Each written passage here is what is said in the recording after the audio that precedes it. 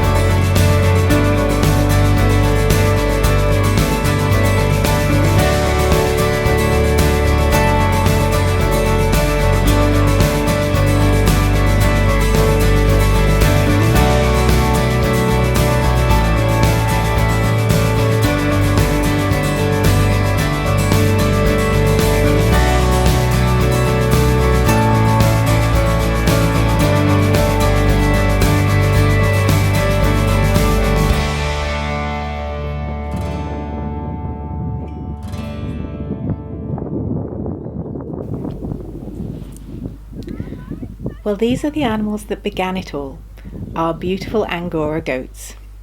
We've got about 100 goats at the moment, but in a couple of months' time we are expecting another 40 or 50 of them to arrive, because May is kidding time at Whistlebare. It's a lovely time of year, it's so much fun. Anyway, I digress. Angora goats. These are the producers of our beautiful mohair. The main component of Shearing Table, which is the yarn that we are most known for. That's reason enough to love the goats just by itself, but we love them because they are such dreamy little beasties. In personality they tend to be calm, a little bit diffident, and even reserved actually. They're dainty in their habits, really not given to cliched goat behaviour. They certainly would not lower themselves to eating the laundry, or even jumping fences or crawling underneath. As a rule, they're actually very well behaved. They are more like little precious princesses. They like to be nurtured and cared for. In the summer and the spring when the weather is nice, they like to be outside. I was about to say grazing, and they do graze, but really goats are browsers rather than grazers. So they like to reach up to eat things. And that's one of the many reasons that we have planted over 5,000 trees in the last year, 18 months, and another 5,000 going in next year. Over time, when those trees have grown a bit, that will give lots and lots of beautiful browse for the goats to eat in the summer. And in the winter, well, in the autumn, we will be able to coppice some of those trees and create what's called leaf hay. So we'll be able to hang the branches of the trees so that they dry, and then our precious girls will have lovely leaves to eat all through the winter as well as the summer. Just now we are looking at two of our very fine breeding bucks. This is Havelock and Alf. Now we all know what happens if you have got two very fine breeding boys and you introduce them to a herd full of beautiful young ladies. Before you know it, it's kidding time. So this is Daffy, short for Daffodil. She has just given birth to these beautiful kids. It's a girl and a boy. And she's being helped to clean them up and get them started by Damsel. Damsel will be having her own kids. Well, actually, I think it was about an hour later, if I remember rightly. But as you can see, the girls are very caring and they look after each other. Most of the kids are born relatively without complication, and their mums will clean them up, look after them, and get them feeding. But just sometimes we have to give a little bit of help.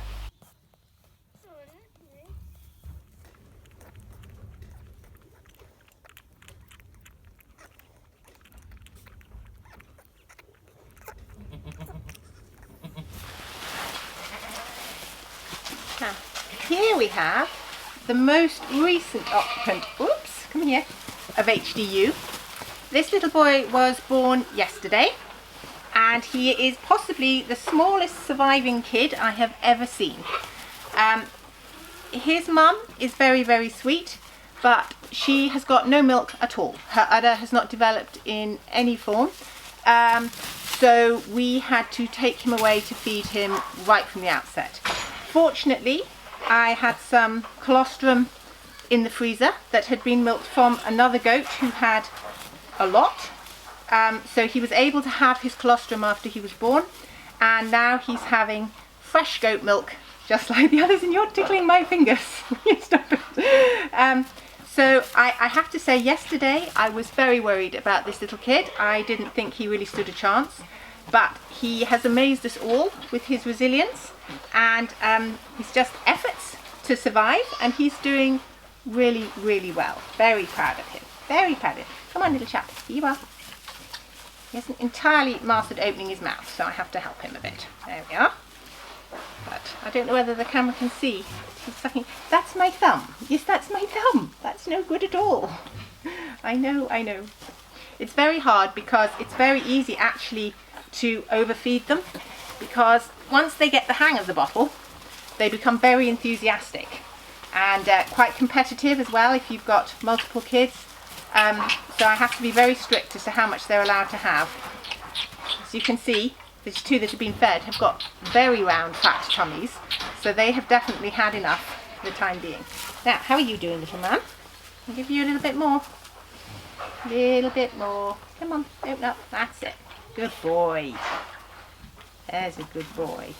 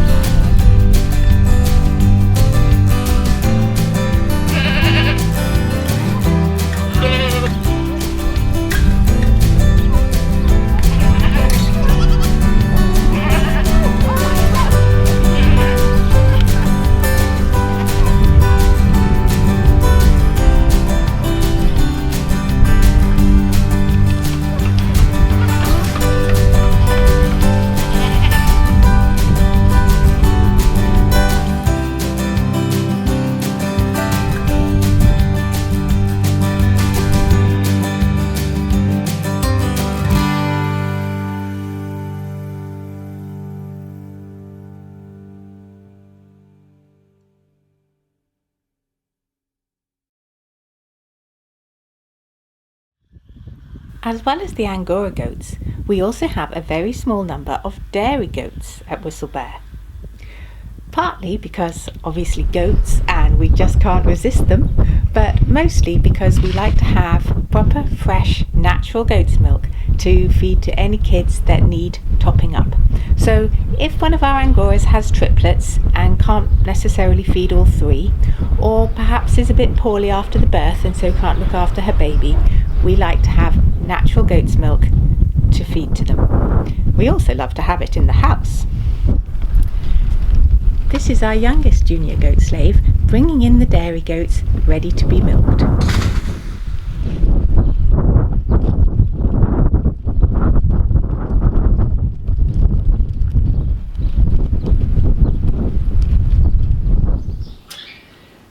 This is Hannah.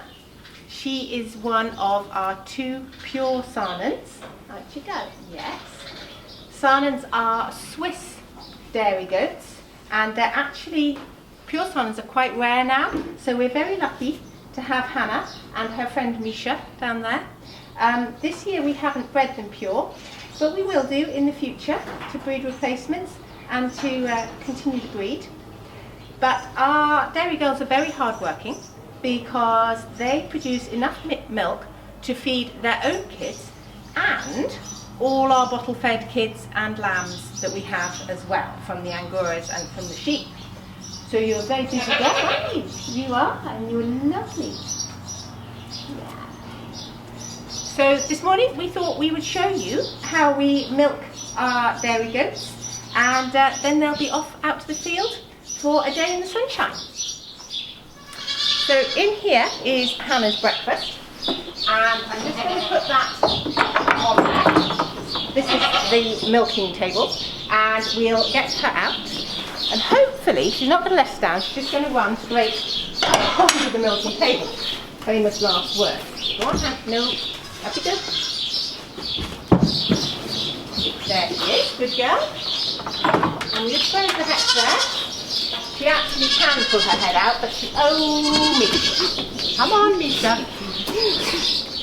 You are a disgrace. Come on. Your turn in a minute, sweetheart. In you go. Come on, in you go. There we are.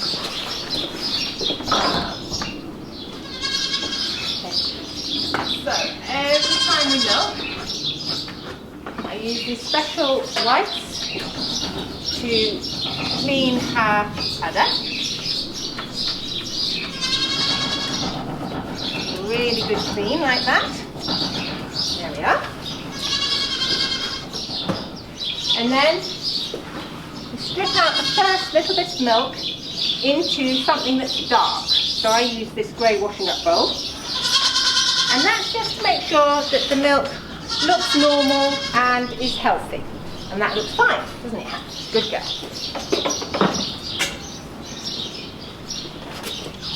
And then,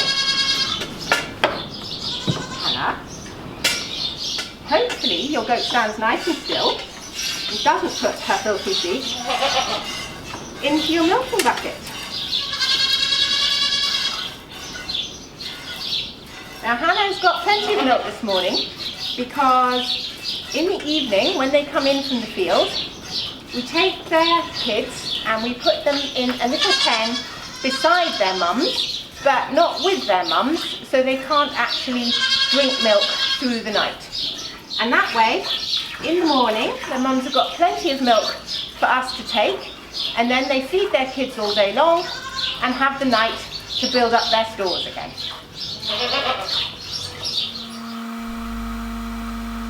Once the bottle-fed kids are weaned, then we have lashings of goat's milk, and sometimes we separate it into cream, as you can see here, and make ice cream.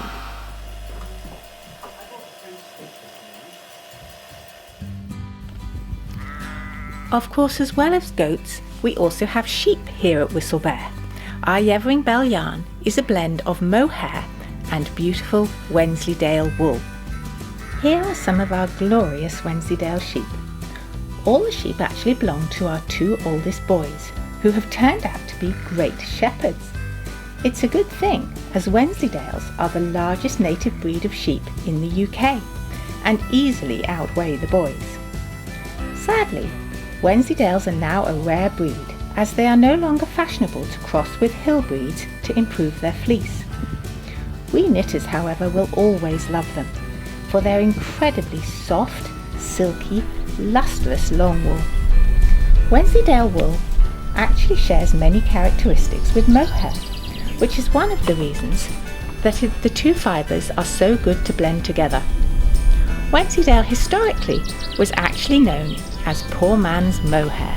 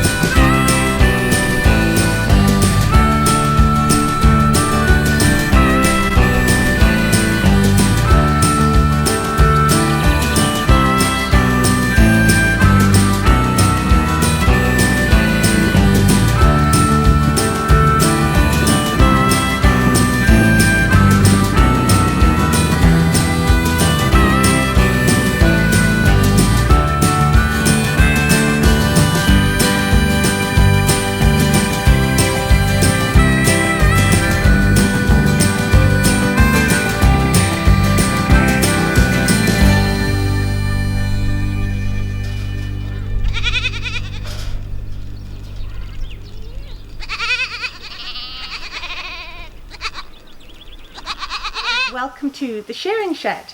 I've been a bit shy about filming in here because this is the first time that we've actually done the shearing ourselves. Usually we get a shearer in and he's very good, but he shears the goats, that is, like sheep.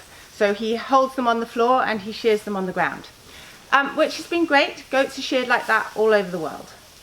But we decided that we would prefer to see if we can shear the goats standing up, because when we shear them just after Christmas, they are heavily pregnant at that time, the females anyway, and it's important that they're stressed as little as possible. So we thought it might be better if they were able to stand up. So with that in mind, we have made this shearing table. You probably can't see, it's just a table here that they stand on, and at each end there is a rack for their heads. So they put their head on there and we tie them with this bit of rope, and then we shear this side, and then we turn them around and they put their head there and we shear the other side. This is our next volunteer. This is a little goat called Calamity.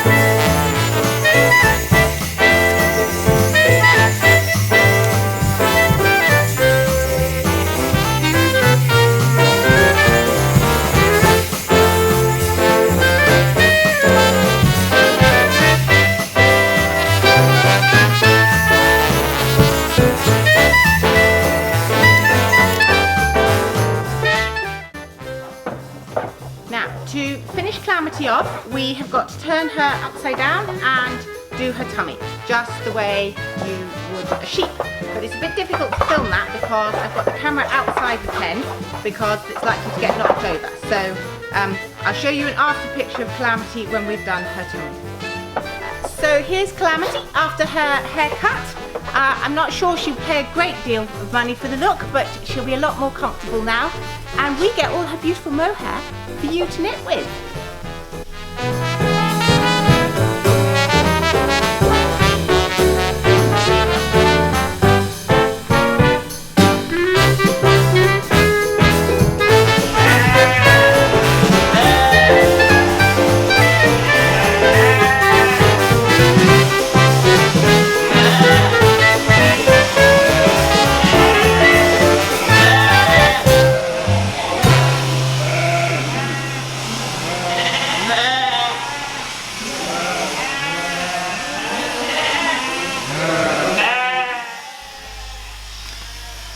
Just for a little bit of contrast, Here is a very skillful and professional shearer at work.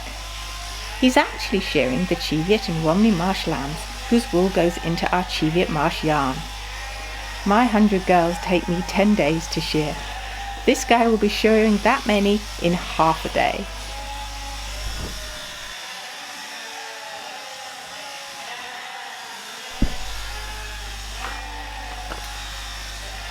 Cheviot Marsh is our heritage yarn from this area of northern England.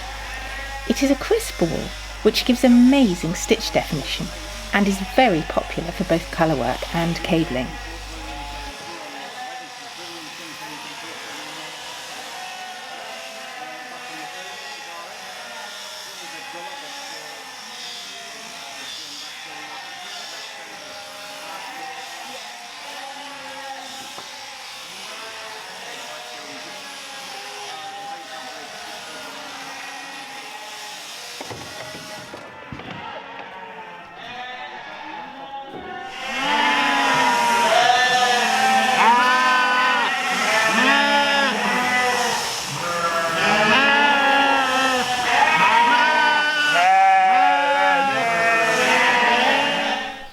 Once shorn, all our wool and mohair goes down to Yorkshire to be scoured and spun at a few different mills in a very small area.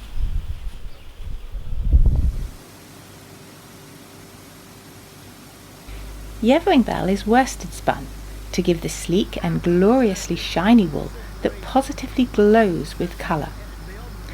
Cheviot Marsh, meanwhile, is woolen spun to give a bouncy, lofty yarn to keep you snug.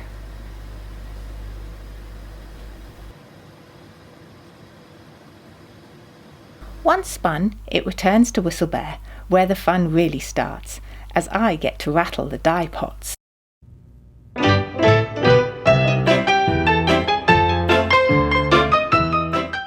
Our newest environmental endeavour here at Whistlebare is to try to move away from cultivating with our diesel-guzzling heavy tractor. With that in mind, I spent last year training these two little cobs to be living tractors.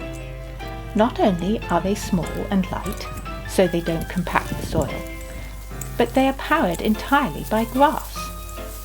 It has been a steep learning curve, both for me and for the girls, but as you can see, they are making great progress.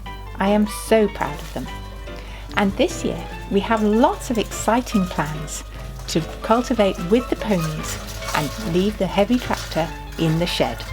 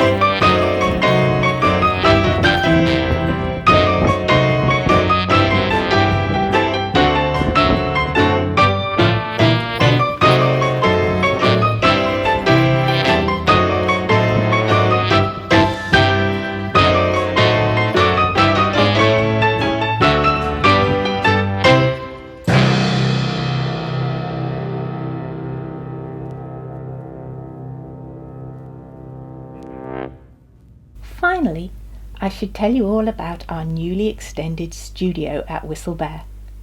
This is our farm yarn shop, where you are very welcome to visit and see our beautiful yarns for yourself.